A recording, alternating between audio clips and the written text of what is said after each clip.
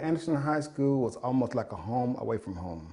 I guess if you want to look at the teachers there as being like surrogate parents or parents away from home, when I see schools today, that school or those schools back then in the black neighborhoods was so much better in taking care of kids and making sure that kids had a chance than the schools are today. I participated in football.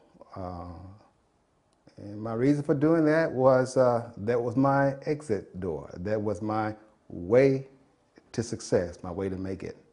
And not necessarily thinking about going to the pros, but going to school, going to college, doing some things differently from where I guess my environment that I was raised up in. I wanted to break the mold. I was basically an unknown. I was quiet, and that put me in a category. And I was quiet for a reason, but I kind of like that being that way. But on a football field, it was like Jekyll and Hyde. That I had a chance to show myself in a way that I didn't have a chance to show in classrooms. And I guess the most memorable moment that I had was when we went to Dallas and played Washington of Dallas. Big time town, big time schools. They were in our district, and we beat them unmercifully. I still remember the score, 44-14.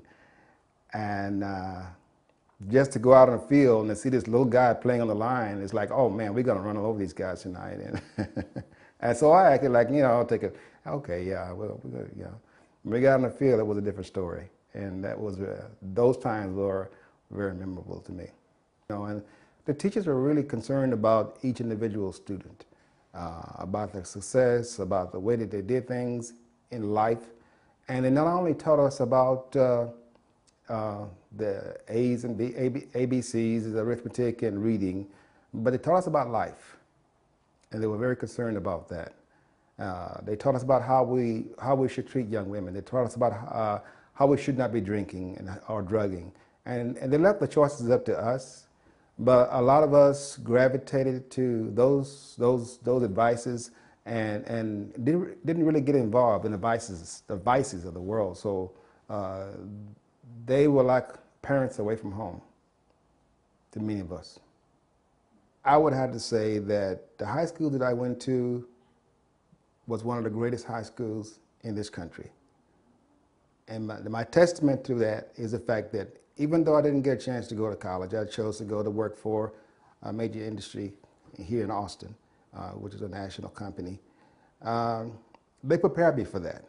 And not only that, but they prepared me to be very successful, even without a college degree.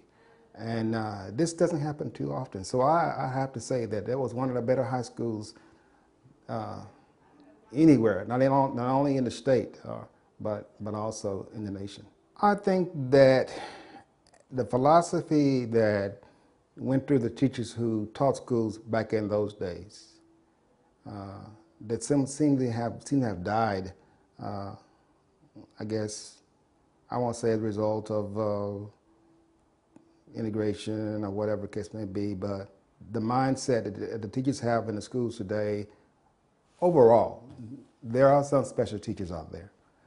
But overall, the mindset of the teachers today, the impression that I get is, I'm here for 8 hours or 10 hours or whatever it takes to do what I have to do, and then I collect my paycheck, and then I go home. I'm off during the summer. I collect the paycheck when I'm off, and I dread going back for the fall. And so many do that for 20 years or so. So many decide that, they get burnt out. They decide to go in some other trade.